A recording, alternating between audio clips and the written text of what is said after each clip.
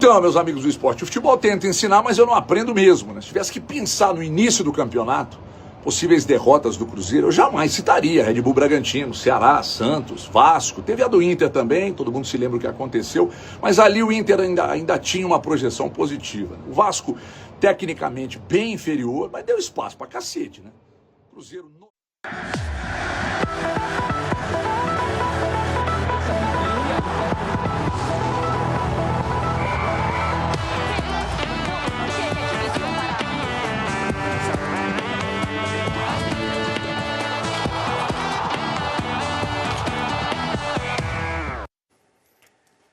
11 da noite, 52 minutos, estamos de volta com o Troca de Passes deste sábado. Chegou a hora da gente falar sobre o Vasco, porque o Vasco está, nos últimos jogos, animando a sua torcida. Hoje, uma vitória imponente sobre o Cruzeiro, que vinha numa fase espetacular, né? Vem brigando cabeça a cabeça ali com o Flamengo, com o Palmeiras, pelo título do Campeonato Brasileiro. E não é que ganhou naquele jogo assim, se defendeu e ganhou numa bola, né? O Vasco jogou para vencer o Cruzeiro. É claro que o Vasco teve o acréscimo de jogadores importantes, e a gente vai falar sobre isso, que eu acho que ajudaram muito a melhorar o time, né? A janela do Vasco de meio de ano ajudou muito, né? A começar pelos dois zagueiros. Né? São dois zagueiros de outro nível em relação aos que vinham jogando até então. Mas o trabalho do Fernando Diniz, de novo, o trabalho do Fernando Diniz melhora os jogadores. Quase todos eles estão jogando muito mais do que jogavam antes de Diniz chegar. Diga Ryan, diga Paulo Henrique, né? Entre outros, só para citar dois aqui. E o Coutinho, que começou a engrenar e fazer o que a gente espera dele, né, Coutinho? Pois é, ter regularidade, né? Ele fazia alguns bons jogos, mas não conseguia ter regularidade. Tá aumentando até o tempo dele em campo, né? A minutagem média, se a gente pega os jogos recentes, tem sido maior. Tomara que ele continue nessa batida, porque é um cara que faz muito bem o futebol brasileiro. Acho que você resumiu bem, Diniz. É um jogo assim... O Vasco mereceu e muito essa vitória. Acho que foi um time muito inteligente para jogar contra o Cruzeiro. Se a gente pega, por exemplo, a construção dos dois gols, elas guardam similaridade das inversões de lado de campo, né?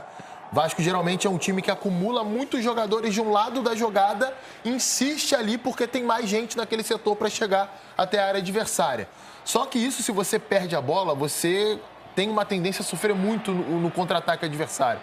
E o Cruzeiro, além de marcar bem, é um time que tem um contragolpe muito potente. Então, acho que provavelmente hoje o Vasco teve uma estratégia diferente, pelo menos na minha leitura do jogo teve, né, de não insistir tanto nisso e virar mais o jogo de lado, né?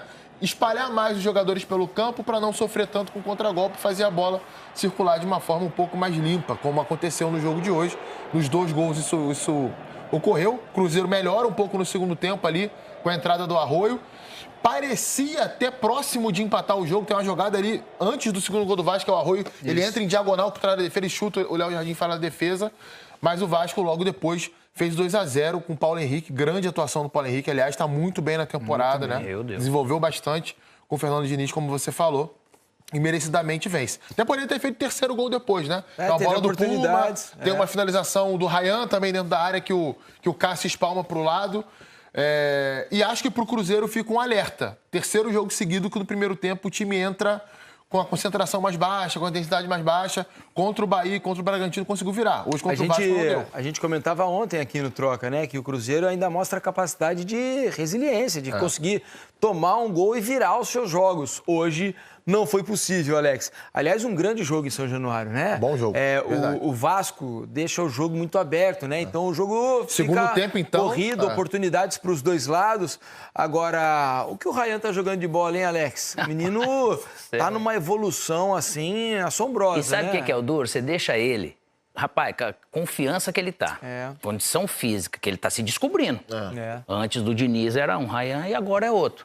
Cara, ó, a bola que ele cabeceia, ele vai lá em cima. Se ele pega para ir no mano a mano, é impressionante. Se ele pega uma bola que tá de mano, é muito difícil de marcar, ele faz lançamento. Tem chute de fora. Ele tá com um monte de ferramenta nessa caixa dele aí.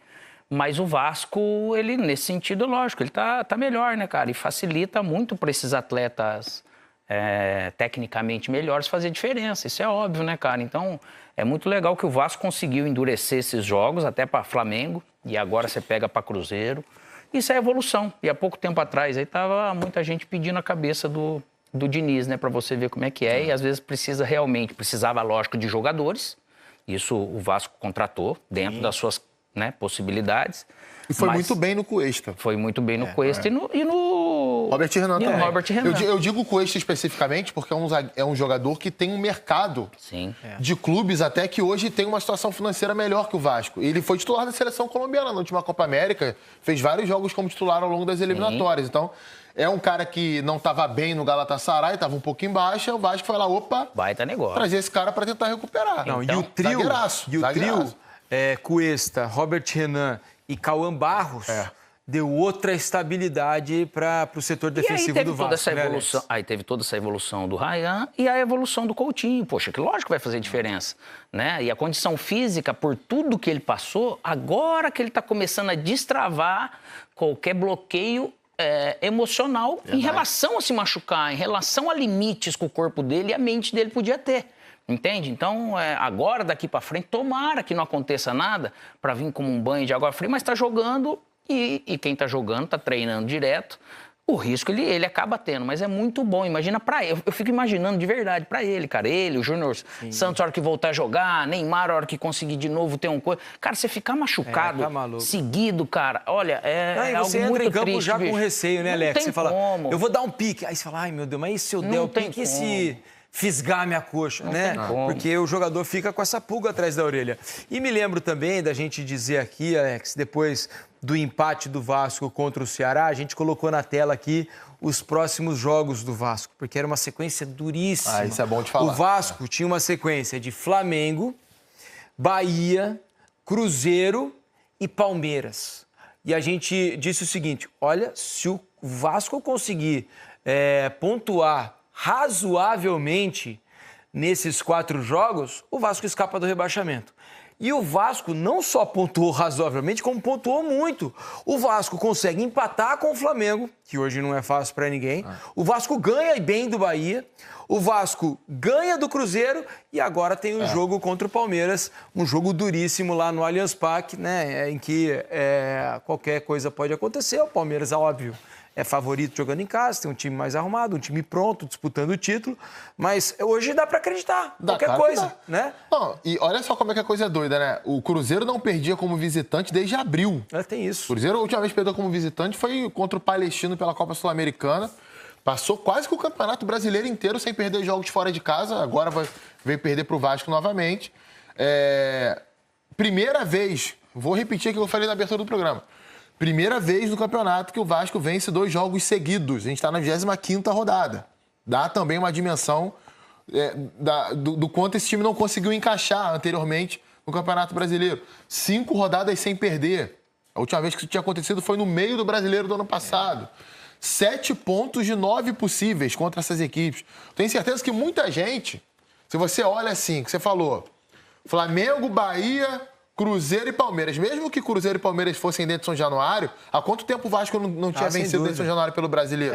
Muita gente imaginava assim, cara, se o Vasco fizer 6 pontos aí, tá muito no lucro. É isso. Já fez 7. E vai pegar o Palmeiras fora de casa agora. Quer mais um tabu que foi quebrado hoje? Olha que incrível isso. O Vasco jamais tinha vencido um jogo quando o Cássio estava do outro lado. Verdade. Eram 18 jogos. O Vasco, contra o Cássio, tinha 11 derrotas e 7 empates. Pela primeira vez na carreira, o Cássio perdeu um jogo contra o Vasco. E começou com esse belíssimo gol do Ryan. Futebol tem dessas coisas, né, Alex? Quando é para acontecer, acontecem e de uma maneira que o torcedor hoje... Poucas vezes eu vi o torcedor, me lembro muito do jogo contra o Santos, né? O torcedor estava rasgando elogios para o time. Só que aí vem um jogo contra o Juventude na sequência, que foi terrível lá em Caxias do Sul. E hoje, pós-Cruzeiro, sinto novamente aquele orgulho do vascaíno em dizer, opa, o Vasco tem um time de futebol. Até por como há tempo não tinha. Esse orgulho vem porque não está sendo por acaso. O Vasco está produzindo. Sim. O Vasco está conseguindo jogar sem bola, está fazendo melhor seus encaixes. tá conseguindo ter controle também de jogo contra esses adversários, tá conseguindo jogar de igual para igual. Lógico que você pegar uma equipe dessa do Vasco, tudo que precisa evoluir, você não vai fazer um campeonato brasileiro, um ano, uma temporada ainda regular. Isso é óbvio que não. Você pode viver um momento, um recorte bom do ano, que está sendo agora, né? O melhor momento do Vasco. Mas só que não tem acontecido por acaso, né? Esses gols, você vê que são feitos, é porque os jogadores estão jogando bem. Quer dizer que estão treinando bem, isso está evoluindo. E aí está fazendo acontecer no jogo, independente do adversário. Isso gera confiança para todo mundo. Vira um outro ambiente do que era. O Vasco vai para 30 pontos. Abre 8 do Juventude, que é o primeiro. Você já começa a visualizar e jogar de uma maneira totalmente diferente. Muda a perspectiva do campeonato. Né? Há mais de 20 rodadas não figurava entre os 10 primeiros. Isso pode mudar amanhã, mas assim, já tá colocando ali a... O torcedor já não vai pro estádio ou assistir o jogo, eu vou torcer a favor, ou qualquer coisinha que aconteceu, eu já tô vaiando. Não. A energia que vai pro São Januário é outra. Agora, do lado do Cruzeiro, né, uma atuação que não foi ruim do Cruzeiro, não jogou mal, mas tecnicamente foi abaixo. Faltou, foi abaixo do Achei que vinha demorou rendendo. a entrar no jogo. Demorou. Agora, há de se ressaltar o jogo do Matheus Pereira. Como é bom de joga muita bola. Ele jogou demais hoje em São Januário. É que os companheiros hoje não estiveram no mesmo nível dele, né? O próprio Caio Jorge, ele jogou muito. O Wanderson sai, acho que no intervalo já, isso, né? Entrou Arroio. Fez um jogo ruim o Wanderson hoje. Arroio do meio, lá do sul, né? Entrou Arroio, depois sai o Christian, entra o Marquinhos, né? Enfim, entrou mal também, Marquinhos, né? Tem entrado mal, inclusive. Tem. Mas você vê, e o tempo todo, o jogo todo, o Vasco teve regularidade. Sim, esse é o ponto pra mim, Alex, porque até o jogo contra o Ceará, o jogo contra o Ceará, pra mim, ele é muito emblemático nisso, porque o Vasco começa o jogo muito bem, faz 15 minutos muito bons, abre o placar, parecia que ia fazer o segundo, o Coutinho mete uma bola na trave, erra uma saída de bola, leva o gol. E aí o time cai de um jeito que o Ceará merecia vencer o primeiro tempo, São Januário. Verdade. Quase faz o segundo gol. Volta pro segundo tempo, com mexidas, volta bem de novo. Faz 2-1. O Ceará tem um cara expulso. Pô, o Vasco vai ganhar esse jogo. Tá em cima, quase fazendo o terceiro, daqui a pouco entrega um gol, cara.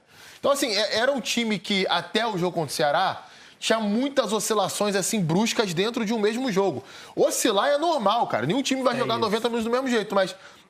existe um limite aceitável, e era a oscilação física e mental. Pode ser uma por causa da outra, mas acontecia as duas juntas. E aí vem a competência também do Diniz, que às vezes a gente olha treinador bom porque o time joga fluido. Não, a parte física e mental desse time dentro de campo, para aquilo que o jogo te oferece, é competência dele.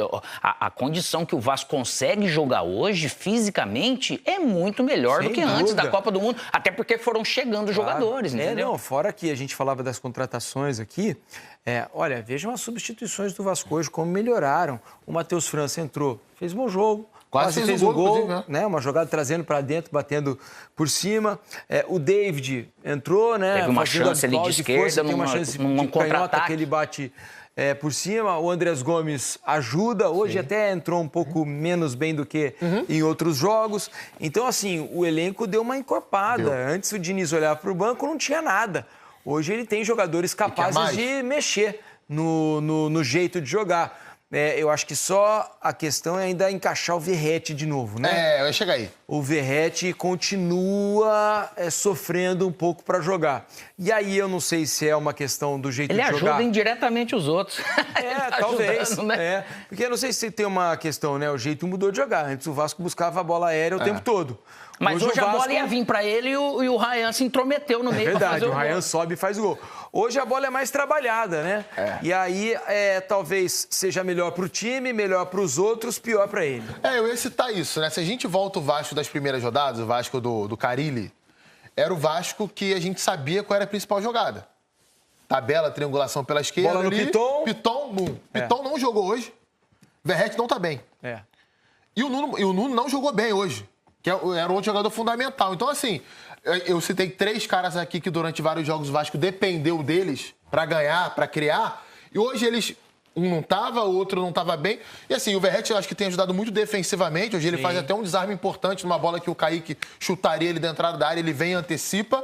Mas é isso, cara, assim, porque hoje é um time que envolve muito mais gente para trocar passe. A gente olha o estilo Diniz mesmo ali, o raiz do Diniz, o que é? Cara, você acumula 7, 8 caras de um lado da jogada e muitas vezes o centroavante está lá participando. E como não é um cara de muita mobilidade, às vezes ele vai participar e não vai chegar na área a tempo de finalizar a jogada. É questão de encaixar realmente isso. Vamos ouvir Fernando Diniz? O técnico do Vasco falou sobre essa vitória importantíssima sobre o Cruzeiro em São Januário. A coisa mais importante que aconteceu hoje é essa conexão com a torcida. Tá cheio e o time jogou junto com a torcida. O time foi tão bom hoje como uma torcida. E essa conexão faz o Vasco ser muito mais forte. Eu espero que a gente consiga ter cada vez mais consistência e que a torcida goste cada vez mais daquilo que a gente vai fazer dentro do campo. Eu acho não é que a gente soube sofrer. Eu acho que o Cruzeiro, quando a gente baixou, é um time que gosta de muita profundidade. Quando a gente não conseguia encaixar a marcação rápido, a gente tinha que descer mesmo, porque não é o jogo do Cruzeiro que ele se sente mais confortável, não é um jogo empurrando o adversário para trás com muita posse. É um time muito vertical. E quando a gente baixou o bloco, a gente sofreu quase. Eu não lembro do Cruzeiro ter tido uma grande chance, nem do Léo Jardim ter feito uma grande defesa. Mas algo foi chance, chutar a bola lá de longe. Não, a chance, assim, se tiver uma... Hoje existe nas estatísticas mais apuradas a expectativa de gol. Eu não teve expectativa de gol quase pro Cruzeiro importante. Não finalizaram quase dentro da área. A gente tava, quando tinha a bola na área para finalizar, a gente tinha muito mais gente do que eles. Então o time soube se defender bem, não é que soube sofrer. O time soube se defender bem. Eu achei que não sofreu no jogo. O jogo ficou assim, com perigo. O que a gente teve que faltou um pouco pro time, ter um pouco mais de controle da posse. Eu acho que a gente podia, em determinados momentos, ter tido mais circulação da bola e de estar alongando a bola sem ter gente para disputar e para pegar a segunda bola. Outro problema do time foi que a gente perdeu só o primeiro tempo, perdemos quase todas as segundas bolas. E essa perda da segunda bola que fez o Cruzeiro ter um pouco mais de volume. Mas não foi que eles empurraram a gente para trás, a gente foi onde a gente tinha que ir. E a gente conseguiu se defender bem de um time que é muito bom, é muito bem treinado e com jogadores que são muito talentosos, no caso do Matheus Pereira, Caio Jorge, entre outros, e um time que está com a confiança lá em cima. Então era um jogo grande, que a gente soube usar todos os recursos que a gente tinha treinado para poder aumentar a nossa chance de vencer o jogo. Obrigado, Fernando Diniz. Obrigado a todos. Vascão, pros vascaínos. Vitória, Vascão. Pô, é só olhar o jeito, ele... Se você for analisar o Diniz hoje, dando entrevista, e há tempo atrás... Lógico que é difícil, cara. Há um mês atrás era você outra coisa. treinar e ver pouquíssimos recortes dentro do campo acontecendo e agora vendo mais recortes disso acontecendo, poxa vida, gera um prazer, que é o que faz sentido para a profissão de treinador, além de... Pessoal, o Hulk ali no lugar do Vitor Gabriel, por causa do tamanho da bunda dele... Dava condição. Ia dar condição. O cara não pode ser muito bundudo. Olha só, a gente mostrou a entrevista do Fernando Diniz, né, do jogo de São Januário, faltou a de Leonardo Jardim. Né, esse é maluco de pedra. Vamos ouvir quem não é maluco, quem é muito bom treinador, faz um grande trabalho no Cruzeiro português, Leonardo Jardim. Depois de 5 meses, ele perdeu como visitante e ele fala aqui no Troca de Passes. Eu acho que a análise é fácil de fazer. Um jogo muito igual em termos das ações de uma equipa e de outra, com o adversário a aproveitar aquilo que foi os nossos erros e nós não aproveitarmos em termos ofensivos algumas situações dadas pelo adversário. Nós acabamos por o adversário talvez entrar um pouco melhor do jogo, mas chegou-se à frente no resultado. E depois na segunda parte outra vez, acho que até estávamos melhor já nesse período do jogo e voltamos a sofrer 2-0 e claro que as coisas ficaram facilitadas para o Vasco, mas acho que foi um jogo muito igual, mesmo em número de situações de remates. Nós tivemos muitos remates dentro da área do adversário, muitos deles bloqueados, muitos deles hesitações que não fomos rápidos a executar e a tomar a melhor decisão. E acabamos por perder o jogo. Já tinha dito que o Vasco estava na sua melhor fase do campeonato. Nós fizemos um jogo muito igual, mas em termos de eficácia, que é a palavra mais importante do futebol, o adversário foi muito mais eficaz do que nós. Tá aí, Leonardo Jardim, né, técnico do Cruzeiro, falando. Agora eu tava pensando uma coisa aqui. O Vasco, de repente, pode ser fiel da balança do título, né? Porque tirou pontos do Flamengo, agora vence o Cruzeiro. Próxima rodada, Palmeiras no Allianz Parque. A ver o que o Vasco vai conseguir fazer contra o Palmeiras do Abel, né? Pois é, assim, é um cenário muito, é um cenário mais desafiador, né? Porque provavelmente um Palmeiras titular que o Vasco vai pegar, né? Contra o Flamengo, alguns jogadores ali que são titulares entraram no segundo tempo.